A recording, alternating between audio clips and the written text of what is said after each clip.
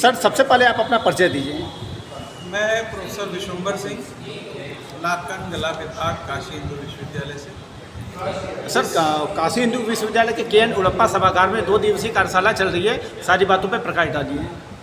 Mid AOICON 2026 जो कि राष्ट्रीय स्तर पर होने वाला वार्षिक अधिवेशन है, जो कि साल में 2 भागों में होता है, जिसको करने का मौका मुझे जनवरी में मिला था।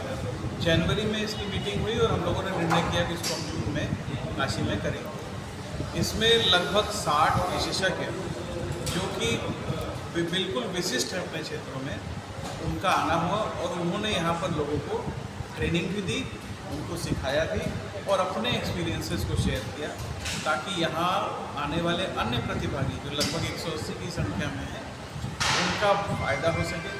और फ़ायदा माने क्या?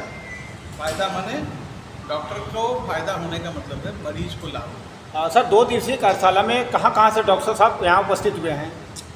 लगभग 12 प्रदेशों से प्रतिभागी आए हैं और देश के सभी प्रमुख संस्थान, जिसमें पुडुचेरी, एम्स दिल्ली और बाकी के भी जो एम्स हैं, साथ ही साथ हमारे प्रदेश के बड़े संस्थान RML, AGMU, SGPGI, यहाँ के भी विशेषज्ञ और देश के प्राइवेट संस्थानों में अच्छा काम करने वाले चिकित्सक भी हम सब के साथ मुंबई से, पुणे से, नागपुर से।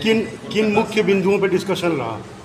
देखिए, कुल मिलाकर के जो नाक कान गले का क्षेत्र है आज की डेट में, वो ठीक लंग्स के ऊपर से ब्रेन के नीचे तक काम करने का, और हमने उसी हिसाब से इसको 2 दिन में 5 अलग अलग वर्कशॉप में अलग अलग सेशन में बांटा था। इन सभी विषयों पर जो आज कॉमन है, चाहे वो मोबाइल का यूज़ हो, बहरापन हो, साइनसाइटिस की लंबी प्रॉब्लम हो, फंगल हो, कैंसर्स हो, स्लीप की प्रॉब्लम हो, चक्कर आने की प्रॉब्लम हो, इन सभी विषयों पर अच्छे विशेषज्ञों के साथ चर्चा की। नई मशीनें आई हैं, उनके बारे में हम लोगों ने सीखा। हमारे प्रतिभागियों ने रोबोट के हाथ आजमा के देखा। जो लार की ग्रंथि हमें काट के निकालनी पड़ती थी, अब उसको 70% बार नहीं निकालना पड़ेगा, उस टेक्निक पे हमने काम किया। साथ ही साथ आज के डेट में जो वॉइस के अंदर परिवर्तन होते हैं, उसके लिए स्ट्रोबोस्कोपी की वर्कशॉप, चक्कर आने के लिए VNG की वर्कशॉप, और आज तो दिन ही AI का है, तो AI पे भी वर्कशॉप विद्यार्थियों के लिए हमने रखी है। इस कॉन्फ्रेंस का फॉलोअप कैसे होगा? फॉलोअप तो देखिए, मेरा मानना है 1 दिन में आप 100 नहीं सीख सकते, लेकिन हमारे 220 प्रतिभागी जो आए हैं, उनमें अगर कलेक्टिव कॉन्शियसनेस अगर आप शब्द समझते हो, तो मैं कलेक्टिव नॉलेज कहता हूँ। अगर 1% भी वृद्धि हुई, एक मरीज को भी आराम मिला, तो हमारी कॉन्फिडेंस। सर मेरा एक सवाल है कि चूँकि आप ऑर्गेनाइजिंग कमेटी के सेक्रेटरी हैं और पूरा प्रोग्राम आपने कंडक्ट कराया, अगर ओवरऑल एक्सपीरियंस की बात की जाए तो किस तरीके का रहा ये? देखिए, मैं आपको बताऊं, उत्तर प्रदेश में राष्ट्रीय स्तर की इस तरह की कॉन्फ्रेंस 2012 में प्रयाग में थी। उसके बाद राष्ट्रीय स्तर पे ऐसा कोई कार्यक्रम उत्तर प्रदेश के अंदर मिड AOICON एसोसिएशन ऑफ ओटोलैरिंगोलॉजी की तरफ से नहीं हुआ था, और काशी के अंदर तो 1971 के बाद ये आयोजन हम पहली बार कर रहे हैं। और अगले वर्ष हम लोग एक विशेष, सिर्फ बोलने के तंतु और जो हमारी श्वास नली है, इसका एक विशेष इंटरनेशनल कॉन्फ्रेंस करने जा रहे हैं। आपको उसके बारे में थोड़ी जानकारी मिली होगी, हम लोग पोस्टर पे रिलीज़ करेंगे, जुलाई में अगले वर्ष उसको करेंगे। और इस प्रकार से अभी अगर आप मेरी योजना को हैं, तो अगले 10 वर्षों तक की योजना मेरे पास है, और देश विदेश से अच्छे चिकित्सक, ज्ञान जिनके पास है, वो सभी आएंगे। हम भी उनसे सीखेंगे, हमारे विद्यार्थी सीखेंगे, हमारे पूर्वांचल के डॉक्टर सीखेंगे, मरीजों तक लाभ पहुंचेगा। यही उद्देश्य है। अगर इसमें मैं 5 से 10% भी सफल हो जाऊं, तो मैं अपने आप को मानूंगा कि मैं सफल हूँ। सर, एक प्रश्न है कि जो व्यक्ति जन्मजात सुन नहीं सकता है, बोल नहीं सकता है, क्या उसका इलाज आज के समय में संभव हो पाया है? जो बोल नहीं सकता, सुन नहीं सकता, उसके लिए काशी हिंदू विश्वविद्यालय के नाक कान गला विभाग में मेरे अंडर पे ही एक विशेष प्रोजेक्ट पिछले 2-3 सालों से चल रहा है। इस साल हमने उसको इंटरनेशनल शोध पत्र में भी प्रकाशित किया है। आप जानना चाहेंगे तो कभी आप उस पर हमसे चर्चा कर सकते हैं।